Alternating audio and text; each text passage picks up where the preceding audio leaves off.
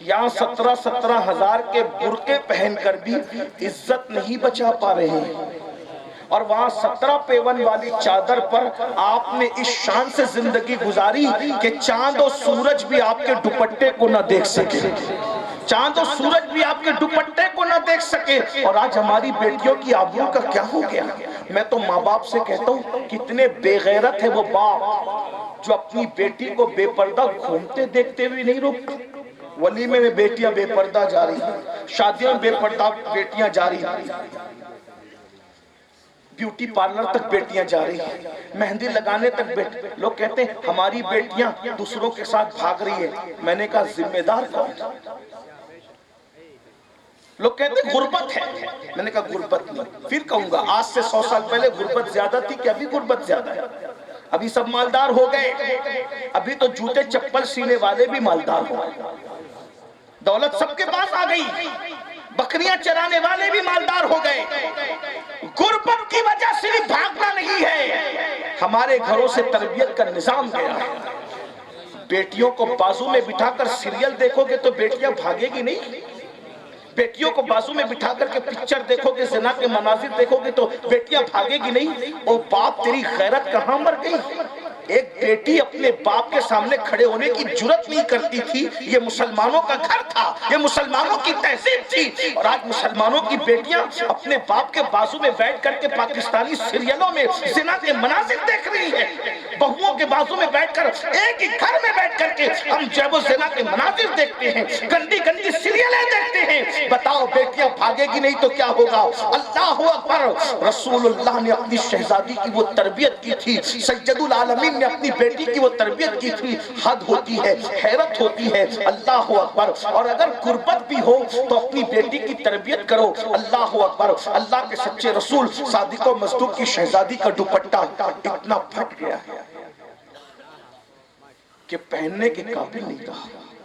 تو مولا علی کہتے ہیں فاطمہ تمہارے بابا سب کو دیتے ہیں، ہم تمہارے بابا سے ایک دوپٹہ مانگ کر لاتے ہیں، چلو بابا کے پاس چلتے ہیں اور دوپٹہ لاتے ہیں۔ سیدہ کہتی نہیں، میں اپنی بہنوں کی توجہ چاہتا ہوں، بہنیں اگر موجود ہیں۔ جب ایسی ماں ہوتی ہے تو ایسے بیٹے جنم دیتے ہیں۔ کسی کی نسل میں اتنے ولی پیدا نہیں ہوئے جتنے ولی سیدہ فاطمہ کی نسل میں۔ سارے غوث قطب ابدال تو آپ دیکھ لیں سب سیدہ کی نسل میں۔ غوث اعظم جیسا بیٹا سیدہ کی نسل میں، غریب نواز جیسا بیٹا سیدہ کی نسل میں، سید احمد کبیر رفاعی جیسا بیٹا سیدہ کی نسل میں۔ دیکھ لیجئے نا، شاہ برکت اللہ عشقی پیمی جیسا بیٹا سیدہ کی نسل میں، مخدوم اشرف جہانگیر سمنانی جیسا بیٹا سیدہ کی نسل میں، وارث دیوا جیسا بیٹا سیدہ کی نسل میں، تاج الدین بابا جیسا بیٹا سیدہ کی نسل میں، سید انسان علی شاہ جیسا بیٹا سیدہ کی نسل میں، اور قیامت کے قریب جن کے پیچھے امام مہدی نماز پڑھیں گے وہ قیامت کے قریب جن کے پیچھے عیسیٰ علیہ السلام نماز پڑھیں گے وہ امام مہدی بھی سیدہ فاطمہ الزہرا کا بیٹا۔ سیدہ فاطمہ الزہرا کی شان کیا ہے؟ ہم تو ان کی شان بیان کرتے کرتے ایک دن یہ سوچنے لگے کہ یا اللہ کسی زبان میں ایسی لغت ہی پیدا نہیں ہوئی جو سیدہ فاطمہ کی حقیقت کو بیان کر سکے، لیکن بیان کرنے والوں نے بیان کیا۔ ڈاکٹر اقبال نے 6 مصروں میں جو سیدہ فاطمہ کی شان بیان کی، میرے امام سیدی اعلیٰ حضرت امام احمد رضا خان محدث بریلی رحمت اللہ علیہ نے سیدہ کی وہ شان 2 مصروں میں بیان کی، اور ان کے 2 مصرے مجھے اتنے پسند ہے کہ میں تو دن بھر میں 2-4 مرتبہ اس کو پڑھتا ہی رہتا ہوں، اور میرا دل چاہتا ہے کہ سنیوں کا بچہ یاد کر لے۔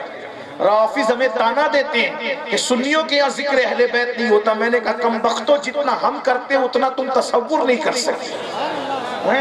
اور میں نے ایک جگہ لوگوں کو کہا کہ ان کی 300 سالہ کتابیں ایک پلڑے میں رکھو اور میرے امام کی یہ 2 مصرے ایک پلڑے میں رکھو، ان کی 300 سالہ کتابوں پر میرے امام کی یہ 2 مصرے بھاری ہو جائیں۔ اور اگر آپ کو اردو آتی ہے تو آپ خود انصاف کیجئے، میں آپ کو کوئی جیو ورگلانے نہیں آیا، لیکن آپ خود انصاف کیجئے۔ اور میں اپنے شعراء سے اور خطبہ سے بھی کہوں گا ہمیں کوئی ضرورت نہیں ہے روافظ کے شعر کو ادھار لینے کی، اس لیے کہ کسی اور کے یہاں ہاتھ پیر وہ مارتے ہیں جن کے یہاں خزانہ نہیں ہوتا، ہمارے یہاں ان سے بڑے خزانے موجود ہیں۔ روافظ تو رسول اللہ کے 300 سال کے بعد پیدا ہوئے، نبی کے دور سے جس مسلک کی کڑیاں ملتی ہیں اسے صرف اہل سنت و جماعت کہتے ہیں۔ دیکھیے امام اہل سنت کیا بیان کرنے میں چند مصرے پڑھتا ہوں پھر بعد میں آتا ہوں۔ کہتے ہیں سیدہ ظاہرہ طیبہ طاہرہ جان احمد کی راحت پہ لاکھوں سلام۔ میری عادت نہیں، میں چندہ مانگو آدمی نہیں ہوں کہ ہر دو جو مصروں پہ کہوں گا بولو سبحان اللہ، نہیں، آپ کو کہتا ہوں ذرا عنوان گرم گرم دیا کرو تو خود بھی گرم گرم رہا کرو۔ ہاں اگر سیدہ فاطمہ کی عظمت پہ سنی نہیں بولے گا تو پھر یہ تقریر کیا میں قبرستان میں جا کے کروں گا؟ اگر شعر سمجھتے ہو تو پھر بات کرو۔ سیدہ ظاہرہ طیبہ طاہرہ جان احمد کی راحت پہ لاکھوں سلام۔ کچھ سمجھے؟ ارے جان احمد کی راحت پہ لاکھوں سلام کا مطلب کیا ہے؟ جان احمد کی راحت پہ لاکھوں سلام کا مطلب کیا ہے؟ جان احمد کی راحت پہ لاکھوں سلام کا مطلب کیا ہے؟ مطلب یہ ہے عرش والے بے چین ہوتے ہیں تو میرے نبی سے راحت پاتے ہیں، فرش والے بے چین ہوتے ہیں تو میرے نبی سے راحت پاتے ہیں۔ جب سب لوگ میرے نبی سے راحت پاتے ہیں مگر جب نبی بے چین ہو جاتے ہیں تو سیدہ فاطمہ سے راحت پاتے ہیں۔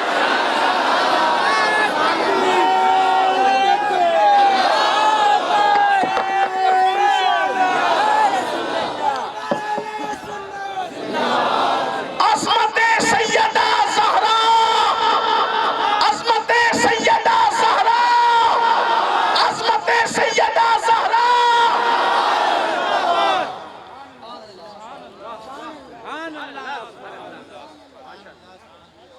تیجے 40ویں کی محفل کی طرح سیدہ کا ذکر نہیں سننا، ان کا ذکر سن کے سبحان اللہ کہو گے نا تو بھی تمہاری نسلوں کو اس کی برکتیں ملیں گی۔ ان کے ذکر پہ مچلنے والوں کو بھی نجات مل جاتی ہے۔ بھائیو اصحاب کہف کی چوکھٹ پہ بیٹھنے والا کتا جب کامیاب ہو جاتا ہے، کجا اصحاب کہف کجا سیدہ فاطمہ، کیا فرق ہے بتاؤں؟ جو اپنا ایمان بچانے کے لیے غار میں جا کے سو گئے، ان کے غار میں بیٹھنے ان سے وفا کرنے والا کتا جنتی ہو گیا، جس نے نبی کے دین کے لیے پورا خاندان کٹا دیا۔ اندازہ تو فرمائے، وہ اولیاء عیسیٰ تھے، اولاد عیسیٰ نہیں تھے، یہ نبی کی شہزادی ہے۔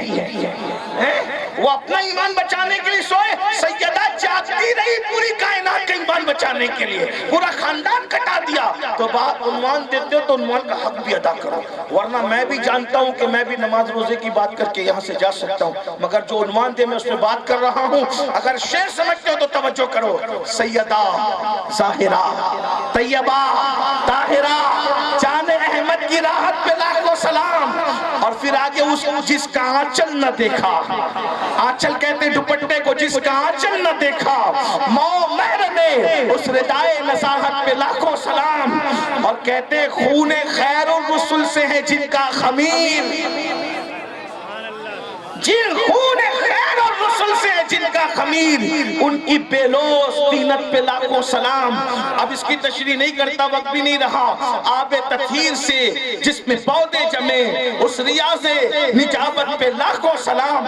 ایک بات کہوں، علماء جانتے ہیں سیدی اعلیٰ حضرت سیدہ فاطمہ کی بارگاہ میں اتنے باادب ہیں کہ جب وہ سیدہ کی منقبت پڑھتے ہیں تو ان کا اصلی نام لینے کی بھی ہمت نہیں کرتے۔ میں تو ایک طالب علم ہوں، اگر آپ کو کہیں نام ملے کسی شعر میں تو ذرا مجھے بتائیے گا۔ پوری ہدایت بخشش میں نے اپنے اعتبار سے چیک کرنے کی کوشش کی، مگر کہیں نام لے کر انہوں نے سیدہ کا ذکر نہیں کیا، ہمیشہ لقب کے ساتھ کیا۔ لوگ کیا سمجھتے ہیں آل نبی کو؟ آل نبی 14ویں صدی میں جسے مکمل جس نے جو ہے وہ وفاداری کی ہے، ان کے سردار کو امام احمد رضا کہتے ہیں۔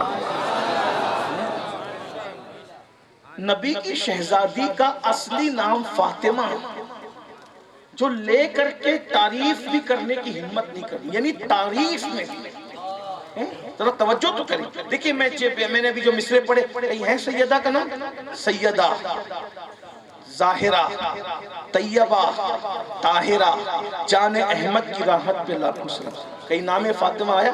نہیں آیا۔ مولا گل بل، رحمت زہرا، سبتین اس کی کلیاں پھول، صدیق و فاروق و عثمان حیدر ہر ایک اس کی شاخ۔ کئی نام آیا، لقب آیا۔ اسی طریقے سے کیا بات رضا، اس چمنستان کرم کی زہرا ہے کلی، نام لیا۔ حالانکہ آپ سوچ رہے ہیں کہ ادبی وجہ سے نام نہیں آ سکتا تھا، زہرا ہے کلی کی جگہ فاطمہ ہے کلی بھی آتا، کوئی وزن کم زیادہ نہیں ہوتا شاعر لوگ اگر بیٹھے ہوئے تو۔ لیکن ادب دیکھو، ادب جو نبی کی شہزادی کا ادب یہ کرتا ہو کہ نبی کی شہزادی کا نام لینے کا بھی حوصلہ نہ دکھائے، کیا ادب ہے۔ جو شہزادی کا اتنا ادب کرتا وہ بابا کا کتنا ادب کرتا ہوگا، ذرا غور تو فرمائیے گا، اندازہ تو فرمائیے گا۔ اور مجھے جو دو مصرے پڑھنے کے لیے اتنی تمہید میں نے باندھی، اب یہاں پر میرے امام نبی کی شہزادی کی منقبت پڑھنے کہتے ہیں نور بنت نور زوج نور ام نور نور۔ پورے ہندوستان اور ہندوستان کے بعد بھی میں نے کہا کہ جاؤ اردو زبان میں کوئی یہ مصرع لے کر کے آؤ کہ 5 مرتبہ نور کہا اور 5 مرتبہ الگ الگ معنی میں بیان کیا۔ نور، سیدہ فاطمہ الزہرا نور ہے، نور کیا ہے؟ نور ہے۔ آپ لوگوں کو سردی لگی ہے، وہ نور ہے۔ سیدہ فاطمہ کیا ہے؟ مل کے بولو کیا ہے؟ نور، نور ہے، بنت نور۔ ان کے ابا جی بھی نور ہے، وہ نور کی بیٹی ہے۔ وہ کس کی بیٹی ہے؟ خود نور ہے اور نور کی بیٹی ہے، زوج نور، وہ نور کی بیوی بھی ہے، وہ نور کی ام نور، نور، وہ نور کی ماں ہے۔ ایک نور امام حسن ہے، ایک نور امام حسین ہے۔ ارے لا کوئی ایسی عورت، لا کوئی ایسی خاتون جو خود نور ہو، بابا بھی نور ہو، شوہر بھی نور ہو، بیٹے بھی نور ہو۔ آپ نے عنوان تو مجھے بڑا دیا لیکن میں یہی رک گیا کہ شان سے میرے امام منقبت پڑھ رہے ہیں۔ اور اس کے بعد پھر ایک مصرے میں شان یکتائی خدا کی بیان کی کہتے ہیں، نور مطلق کی کنیز، وہ جس خدا کی بنتی ہے وہ خدا بھی نور ہے۔ تو نور کی چمک کیا ہے؟ اب اگر آپ کا ذوق سلامت ہے تو میں اس کو اپنے لہجے میں پڑھ کے سنانا چاہتا ہوں۔ جب میں یہ پڑھتا ہوں تو میری ایسا لگتا ہے کہ سیدہ کی توجہ میری طرف ہو گئی اور ہمارا بیڑا پار ہو گیا۔ اگر آپ کو یہ شعر یاد ہے تو آپ بھی پڑھیں۔ میری تو کوشش ہے کہ سنیوں کا بچہ اس کو یاد کر لیں۔ وہ بچہ نعرہ لگا رہا تھا، مجھے خوشی ہوئی، نعروں کے ساتھ یہ فضائل بھی یاد کراؤ اپنے بچوں کو۔ کہتے ہیں نور بنت نور زوجے نور ام نور نور۔ میں آپ کو نہیں کہوں گا سبحان اللہ کہو، یہ نہیں کہہ سکتا، مجھے شکایت نہیں ہوگی آپ سے، لیکن مجھے یہ ہوگا کہ ہزاروں کا مجمع تھا لیکن سیدہ کی منقبت پہ پیچھے والے خاموش تھے۔ اس پہ وہ مردے بھی بول پڑے بھائی، کوئی اگر میری جگہ کوئی اللہ والا پڑے تو اس پہ مردے بھی بول پڑے۔ اگر آپ بھی بولتے تو اس کا مطلب آپ تھک بھی گئے، پک بھی گئے، پھر تقریر ختم ہو جانی چاہیے۔ اور اگر آپ زندہ دل ہیں تو پھر اتنا سن لیں، میں بات اسی میں پوری کرتا ہوں۔ کہتے ہیں نور بنت نور زوجے نور ام نور نور، نور بنت نور زوجے نور ام نور نور، نور بنت نور زوجے نور ام نور نور، نور مطلق کی کنیز، اللہ رے لما نور کا ایک سینے تک مشابہ، ایک وہاں سے پاؤں تک سبتین ان کے جاموں میں ہے نیما نور کا، نتیجہ نکلتا ہے تیری نسل پاک میں ہے بچہ بچہ نور کا، تیری نسل بلند آواز سے تیری نسل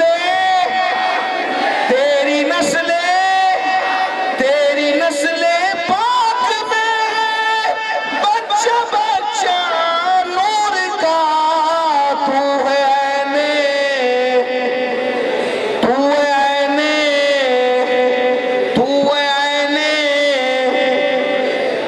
سب گھرانہ۔ لاؤ نا کوئی ایسی ماں جس کا بچہ بچہ نور ہو۔ ارے بچہ بچہ نمازی بھی نہیں ہوتا، جاؤ نسلیں چیک کرو، جاؤ نسلیں چیک کرو، بڑے بڑے ولیوں کے خاندان میں چیک کرو کہ بچہ بچہ نمازی بھی نہیں ہوتا۔ سیدہ فاطمہ کو کس نام سے یاد کرو کہ خود نور ہے، بابا نور ہے، شوہر نور ہے، بیٹے نور ہے، اور قیامت تک جتنے اس کے گھر میں پیدا ہوں گے سارا بچہ بچہ پورا گھرانہ نور ہی نور۔ نعرہ تکبیر، نعرہ رسالت، خاندان رسالت، خاندان رسالت، سبحان اللہ۔ گھر جا کر کے سوچنا عقل والوں، بڑے سے بڑے ولی، بڑے سے بڑے کتب میں آگے بڑھ کر کے کوئی بے نمازی بھی پیدا ہوتا ہے، کوئی شرابی بھی پیدا ہوتا ہے، کوئی جو سیدہ فاطمہ، کیا فاطمہ تو زہرا ہے جو خود نور، شوہر نور، بابا نور، بیٹے نور، اور سارا گھرانہ نور ہی نور۔ یہ سیدہ، لیکن تقویٰ کیا ہے؟ دوپٹہ اتنا پھٹ گیا ہے، پہننے کے قابل نہیں۔ کہتے ہیں آپ کے بابا سے مانگا نہیں، مجھے بابا سے مانگنے میں حیا آتی۔ یہ تربیت ہے رسول اللہ۔ یہاں تو شادیوں میں جہیز مانگتے ہیں بے غیرت لوگ، ہنسنے کی بات نہیں ہے۔ اہل بیت صحابہ کا ذکر اس لیے کرتے ہو کہ صرف جلسہ کرو گے؟ ان کو اپنی زندگی میں کب لاؤ گے؟ ان کی تعلیمات اپنی زندگی میں کب لاؤ گے؟ سیدہ کو اپنے بابا سے دوپٹہ مانگنے میں حیا آتی ہے، اور تم داماد ہو کر کے تمہیں جہیز مانگنے میں شرم نہیں آتی؟ تم سمدھی ہو کر کے تمہیں سونے کا چھلا مانگنے میں غیرت نہیں آتی؟ شادی کرنے جاتے ہو کہ بیٹے کا سودا کرنے جاتے ہو؟ جو باپ اپنے جوان بیٹے کو اپنے سمدھی کی چوکھٹ پہ بیچنے کے لیے نکلے، اس سے بے غیرت باپ دنیا میں کوئی ہو نہیں۔ آج بڑی درد بھری باتیں کرتے ہو کہ بیٹیاں بھاگ رہی ہیں۔ شادیاں مشکل کرو گے تو بیٹیاں بھاگے گی نہیں۔ یہ دن کس نے دکھائے؟ شادیاں تو بڑی آسان تھی، شادیاں تو بڑی سستی تھی۔ مسلمان کی شادی میں نہ ہلدی تھی، نہ مہندی تھی، نہ رت جگہ تھا، نہ جہیز تھا، کچھ بھی نہیں تھا۔ مہندی لائے کہاں سے؟ ہلدی لائے کہاں سے؟ رت جگہ لائے کہاں سے؟ جہیز لائے کہاں سے؟ کہتے ہو سنت ہے؟ داڑھی کی سنت تمہیں سمجھ میں نہیں آئی؟ جہیزے کی سنت سمجھ میں آتی ہے؟ ہنسنے کی بات نہیں۔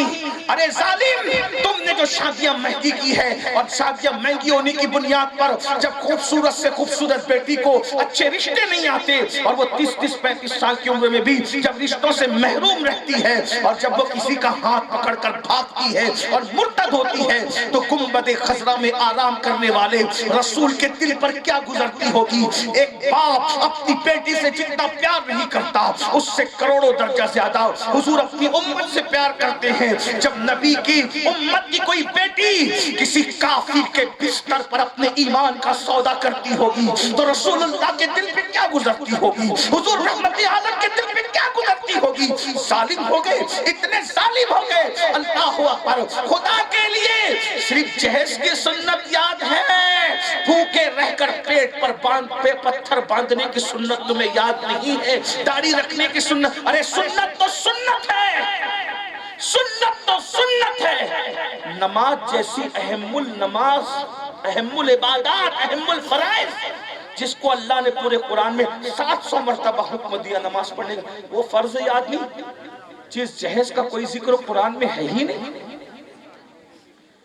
جس جہیز کا پورا ذکر حدیث میں ہے ہی نہیں، جو قرآن حدیث میں وہ فرائض اور واجبات بھول گئے، اس کا مطلب نفس کے غلام، کہیں نہ کہیں نفس کی غلامی کر رہے ہو۔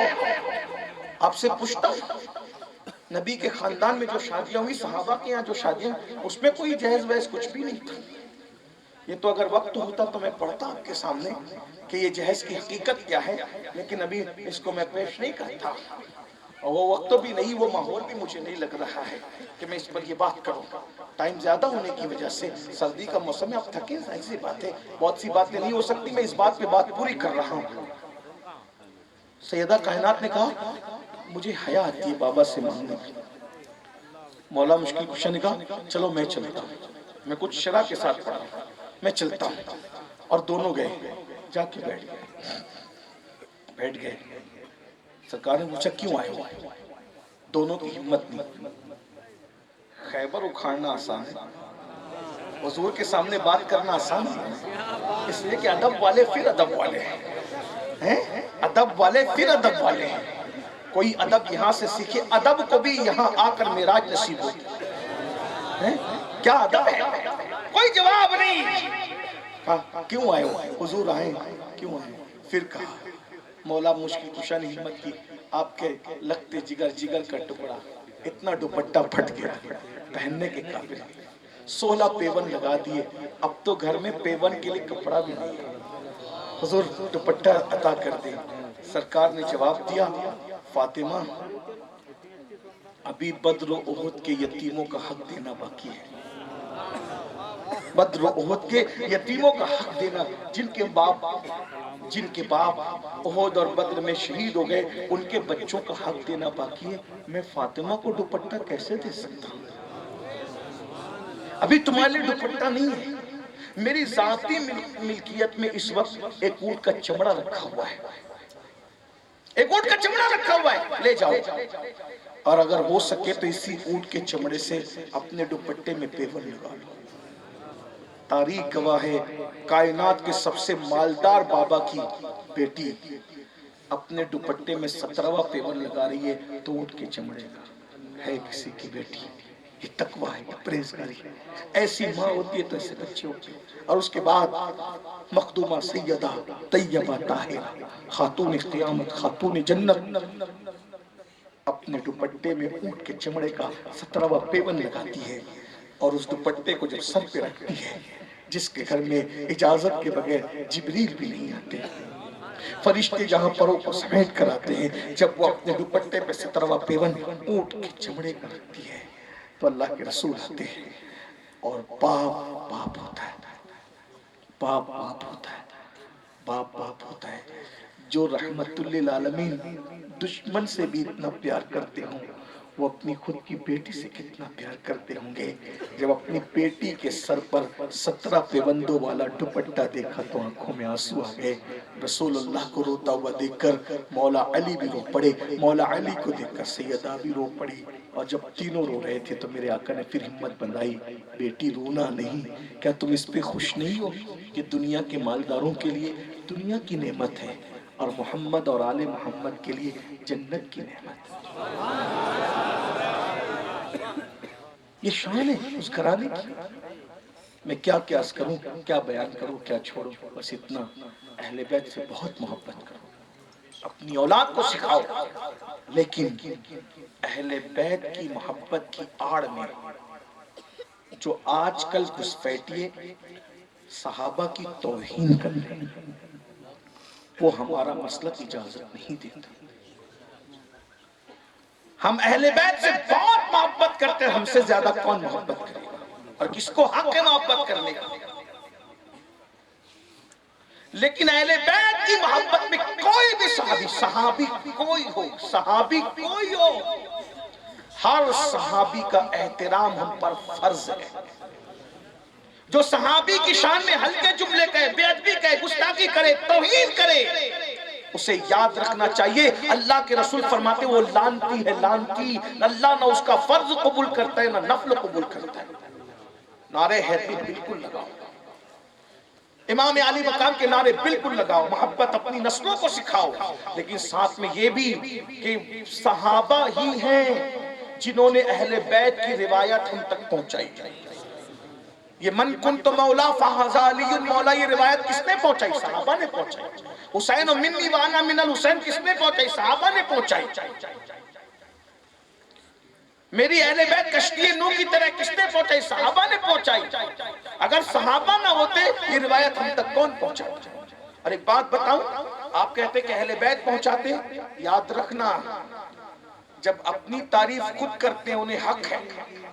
میں ملانے کے لیے نہیں کہہ رہا، سمجھانے کے لیے کہہ رہا ہوں.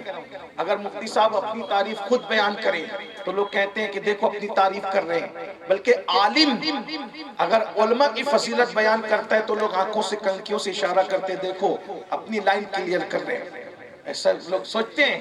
لیکن اگر کوئی پیر صاحب علماء کی شان بیان کرے اس کا اثر الگ ہوتا ہے. اور اگر پیر صاحب پیروں کی شان بیان کریں تو لوگ کنکیوں سے اشارہ کرتے ہیں کہ دیکھو اپنی لائن کلیئر کریں. لیکن عالم پیر کی شان بیان کرے اس کا رنگ الگ ہوتا ہے نا. یہ بات میں ان کے لیے نہیں کہہ رہا ہوں، صرف میں نے سمجھانے کے لیے مثال دی. من کنت مولا والی حدیث مولا علی کے منہ سے جتنی اچھی لگتی تھی بالکل اچھی لگتی تھی، لیکن وہ صدیق اکبر کے منہ سے جو لگی اس کی لذت الگ ہے. صدیق اکبر کی فضیلت والی حدیث ابو بکر صدیق کے منہ سے جتنی اچھی لگتی تھی لیکن مولا علی نے جب بیان کی اس کا رنگ الگ ہے. اگر آپ مجھے 5 منٹ کا وقت اور دیں،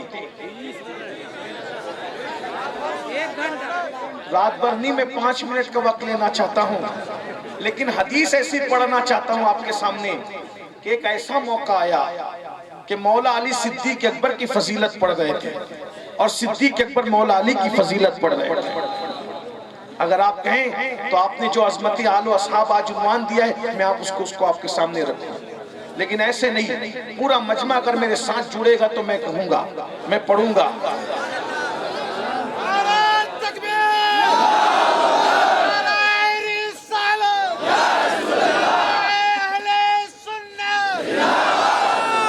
مجھے یہ صوفی صاحب، مولانا شاکر صاحب، یہ مدثر، یہ لوگ کہہ رہے تھے یہ بیان کرو یہ بیان کرو. میں نے کہا دیکھو بھائی میری تمنا ہوتی ہے کہ میں جو ہے وہ کچھ نیا میٹر لوگوں کے سامنے پیش کروں، ورنہ لوگوں کو یہ نہ لگے کہ بھائی یہ پھر ہم نے تو اس کو سنا ہے. میں چاہتا ہوں کہ زندگی مختصر ہے، جتنا سینے میں ہے اتنا پہنچ جائے. تو ایک ہی تقریر کو بار بار ریپیٹ کریں گے تو ہو سکتا ہے شاید جو ہے پھر دوسرا رہ جائے. تو مجھے بہت عنوانات دیے، میں نے کہا مجھے کچھ پڑھنے دو، نیا پڑھنے دو. میں عرض کروں آپ کے سامنے، پڑھوں آپ کے سامنے. ایک بار ہاتھ اٹھا کے استقبال کر لیجئے تمام حضرات. نعرہ تکبیر. یہ حدیث میں ساتھ میں اس لیے لے کر کے آیا ہوں تاکہ آپ کو پتا چلے کہ اہل بیت صحابہ کے دشمن نہیں تھے اور صحابہ اہل بیت کے دشمن نہیں تھے. صحابہ اہل بیت کو بیان کرتے تھے اور اہل بیت صحابہ کو بیان کرتے تھے.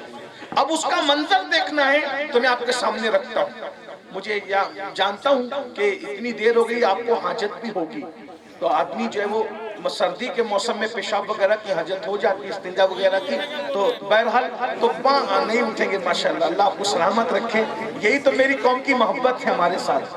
اب میں کتاب کا حوالہ پہلے پڑھ دوں، کتاب کا، اس لیے کہ ہم سنیوں کا حال بڑا عجیب ہے کہ جب ہم اہل بیت بیان کرتے ہیں تو بھی اہل بدعت کو اچھے نہیں لگتے. جب ہم اہل بیت بیان کرتے ہیں تو کہتے ہیں یہ تو رافضی ہو گیا، اور جب صحابہ بیان کرتے ہیں تو کہتے ہیں خارجی ہو گیا. امام شافعی کہتے ہیں او بدعتیوں تمہیں اچھا نہیں لگتا، ہمارا ہی نصیب ہے ہم اہل بیت بھی بیان کرتے تو کھل کھل کے بیان کرتے ہیں اور اہل صحابہ بھی بیان کرتے تو کھل کھل کے بیان کرتے. ہمیں کسی سے کیا غرض، اور کیا کون کیا ہو گیا یہ تم جانو، اللہ خوب جانتا ہے کون کیا ہے. ہاں یہ بات یاد رکھیے. تو میں کتاب کا نام لے رہا ہوں، کتاب کا نام ہے نور الابصار. اس کے مصنف علامہ شیخ مومن شبلنجی رحمت اللہ علیہ، اور اس کتاب کا نام نور الابصار اس لیے رکھا گیا کہ یہ نابینا ہو گئے تھے، اس کتاب کے مصنف نابینا ہو گئے تھے. تو انہوں نے منت مانی تھی کہ اللہ اگر تم میری آنکھوں کو لوٹا دے گا تو میں اہل بیت کی فضیلت میں کتاب لکھوں گا. منت تو دیکھیں نا، منت تو دیکھیں. دیکھیے کیا منت کی گئی. کوئی کہتا ہے میں نماز پڑھوں گا بہت اچھی منت ہے, روزہ رکھوں گا اچھی منت ہے, نیاز کروں گا اچھی منت ہے. علامہ شیخ مومن شبلنجی دعا کر رہے ہیں میری آنکھوں کی بینائی لوٹا دے, میں پنجتن کی شان میں کتاب لکھوں گا. اور اللہ نے پنجتن کے صدقے میں ان کی بینائی کو لوٹا دیا, اور انہوں نے کتاب لکھی, اس کا نام رکھا نور الابصار. نور الابصار, نور الابصار, بصارتوں کا نور. اور اس کو شروع کیا کس کے؟ خلفائے راشدین کی فضیلت سے. کتاب اہل بیت کے فضائل پر ہے, لیکن خلفائے راشدین سے اس لیے شروع کر رہا ہوں کہ سنیوں کی پہچان ہے کہ وہ جہاں ذکر اہل بیت کرتے ہیں وہاں ذکر صحابہ بھی کرتے ہیں, اور جہاں ذکر صحابہ کرتے ہیں ذکر اہل بیت بھی کرتے ہیں. اب ایک حدیث اس پہ انہوں نے لکھی ہے, اس کے راوی حضرت ابو ہریرہ ہے. کون ہے؟ کون ہے؟ حضرت ابو ہریرہ. میرے ساتھ چلنا پڑے گا آپ کو کیونکہ عنوان تھوڑا سا نازک ہے. ہاں کون ہے؟ میں اس طرح کی بات نہیں کرتا کیونکہ لوگ میرے ساتھ ہمیشہ جڑے رہتے ہیں ماشاءاللہ. تو راوی کون ہے؟ بولو بھئی کون ہے؟ ہوا کیا ہے؟ یہ ماحول بنا کیسے؟ اصل میں ہوا یہ ہے کہ ایک دن سیدنا صدیق اکبر اپنے گھر سے نکلے. کون صدیق اکبر؟ افضل البشر بعد الانبیاء بالتحقیق سیدنا ابو بکر صدیق اپنے گھر سے نکلے, اور خدا کی شان اسی وقت امام المشارق والمغارب حلال المشکلات والنوائب اخی رسول و زوج البتول خاتم الولایت فاتح خیبر سید السادات سیدنا مولا علی بھی اپنے گھر سے نکلے. ادھر صدیق گھر سے نکلے, ادھر علی مرتضی مولا مشکل کشا گھر سے نکلے, اور دونوں کی نیت یہ کہ آج مجھے رسول اللہ سے ملاقات کرنا ہے, مجھے حضور کی زیارت کرنا ہے, حضور سے ملاقات کرنا, حضور کی زیارت کرنا ہے. اتفاق سے دونوں حضور کے دروازے پر آ کر کے کھڑے ہو گئے. جس کو کہتے ہیں ٹکرا گئے, میں وہ نہیں کہوں گا, ایک ساتھ آئے. اب اندر کون جائے؟ تو صدیق اکبر کہتے ہیں پہلے آپ. جڑنا پڑے گا. صدیق اکبر کہتے ہیں پہلے آپ, اور مولا علی کہتے ہیں پہلے. اب کیا ہوتا؟ آپ نے ابھی تک سنا علی اس کا باپ, اور آج سنیے پہلے آپ. ہاں, اور رافضیت پر جو بجلی گرے گی پھر پتہ چلے گا, ناصبیت میں جو بجلی گرے گی پھر پتہ چلے گا. لوگ کہتے ہیں صحابہ کا ذکر نہ کرو, میں نے کہا یہ تو میرے مولا علی کی سنت ہے. لوگ کہتے ہیں علی علی نہ کرو, میں نے کہا یہ صدیق اکبر کا صحابہ کی سنت ہے, یہ ہمارا مقدر ہے. اب بات سمجھ گئے آپ؟ بات سمجھ میں آئی آپ کو؟ دونوں دروازے پہ رسول اللہ کے دروازے پہ کھڑے, حضور اندر ہیں, حضور علیہ السلام اندر ہیں, دونوں حضور کے دروازے پہ کھڑے. صدیق کہتے پہلے آپ, مولا علی کہتے پہلے. اب پہلے آپ اور پہلے آپ کا نتیجہ کیا نکلتا ہے یہ آپ کے ذوق پر ہے. سیدنا صدیق اکبر رسول اللہ کے دروازے پہ کھڑے ہیں اور کہتے ہیں پہلے آپ, وہ کہتے ہیں پہلے آپ. یہ پہلے آپ اور پہلے آپ میں اب دونوں علمی دلیل شروع کرتے ہیں, یعنی علم کے اعتبار سے کہ یہ دلیل ہے اس لیے پہلے آپ اندر جائیں. صدیق اکبر آغاز کرتے ہیں, کہتے ہیں علی پہلے آپ اندر جائیں. اے علی کہتے ہیں پہلے آپ اندر جائیں, حضور رسول میں پہلے آپ جائیں, اس لیے کہ آپ کو اندر جانا ہوگا. مولا مشکل کشا کرم اللہ تعالی وجہ الکریم فرماتے ہیں نہیں پہلے آپ جائیں. سیدنا صدیق اکبر رضی اللہ تعالی سے چھوڑ دے چل گئے. صدیق اکبر رضی اللہ تعالی سے مولا علی کہتے ہیں نہیں پہلے آپ جائیں گے. اب مولا علی دلیل پیش کر رہے ہیں, آپ پہلے کیوں جائیں گے وہ اب غور سے سننا, صحابہ اور اہل بیت کی محبت. مولا علی کہتے ہیں پہلے آپ جائیں گے, کیوں؟ اس لیے کہ میں نے رسول اللہ سے سنا. مولا علی کہہ رہے ہیں میں نے رسول اللہ سے سنا, اللہ کے رسول سے سنا, اپنے کانوں سے سنا کہ میری امت میں میرے آقا اسلام فرماتے ہیں کہ میرے بعد, آقا فرماتے ہیں میری امت میں میرے بعد ابو بکر سے افضل کسی شخص پہ سورج نہ طلوع ہوا ہے نہ غروب ہوا ہے. تو جس کو رسول اللہ اس امت میں اپنے بعد سب سے افضل قرار دیں اس پیچھے کر کے میں اندر کیسے آگے جا سکتا ہوں؟ اس لیے ابو بکر پہلے آپ ہی جائیں۔ یہ کون کہہ رہا ہے؟ مولا علی کہہ رہے ہیں کہ رسول اللہ سے میں نے اپنے کانوں سے سنا۔ کتنے مخلص لوگ ہیں یہ، کتنی دیانتداری سے سب روایتیں بیان کر رہے ہیں۔ یہ نہیں دیکھا کہ میرا کیا ہوگا، وہ جانتے تھے رسول اللہ نے جس کو جو مقام دے دیا اس کا وہی مقام ہے، اس کو بیان کرنے سے ہماری عزت بڑھے گی، ہمارا وقار بڑھے گا، ہمارے مذہب کا فائدہ ہوگا۔ سرکار مولا علی کہہ رہے ہیں کہ آقا نے فرمایا کہ میرے بعد اس امت میں ابو بکر سے افضل کسی شخص پر نہ سورج طلوع ہوا ہے نہ غروب ہوا ہے۔ نور الابصار سے حدیث حوالے سے پڑھ رہا ہوں، تو اس لیے ابو بکر پہلے تو آپ جائیں گے، لیکن وہ بھی صدیق اکبر تھے، ان کے پاس بھی علم کم نہیں تھا۔ سیدنا ابو بکر صدیق رضی اللہ تعالیٰ عنہ خوشی خوشی، ایسا نہ لوگ ہماری تعریف کرتے تھے کہ ہاں شکریہ شکریہ چلو، لیکن وہ لوگ فارملٹی پوری کرنے والے نہیں تھے، وہ سچے تھے سچے۔ تو صدیق اکبر بھی چپ نہیں ہوئے، کہا نہیں علی پہلے تو آپ بھی جائیں گے، اس شخص پر میں کیسے آگے بڑھ سکتا ہوں؟ اب سنیے، کہتے ہیں اس شخص پر میں کیسے آگے بڑھ سکتا ہوں؟ کیونکہ اللہ کے رسول علیہ الصلوۃ والتسلیم نے جب سیدہ فاطمہ کا نکاح آپ کے ساتھ کیا، جب سیدہ خیر النساء کا نکاح آپ کے ساتھ کیا، تو فرمایا فاطمہ میں نے اپنے خاندان کے سب سے بہتر انسان کے ساتھ تیرا نکاح کیا ہے، تو میں اس شخص سے کیسے آگے بڑھ سکتا ہوں؟ دیکھو جو بات مولا علی نے کہا، سرکار صدیق اکبر نے مولا علی کی فضیلت بیان کرنے کے لیے بات کہی۔ اللہ اکبر، افضل البشر صدیق اکبر کو کون مان رہا ہے؟ صحابہ کرام میں مولا علی مان رہے، ہم کیوں نہ مانے اپنے علی کے نقش قدم پہ چلتے ہوئے؟ اسی لیے تو چوچا شریف سے آواز آتی ہے، حضور محدث اعظم کہتے ہیں مرتبہ حضرت صدیق کا یہ ہے سید، مرتبہ حضرت صدیق کا یہ ہے سید، ہر فضیلت کے وہ جامع ہے نبوت کے سوا۔ مولا علی سے صدیق اکبر نے کہا پہلے تو آپ بھی جائیں گے، اب ذرا جلدی جلدی پڑھ دوں۔ پھر سیدنا صدیق اکبر کہتے نہیں نہیں علی نہیں علی پہلے تو آپ بھی جائیں گے، پہلے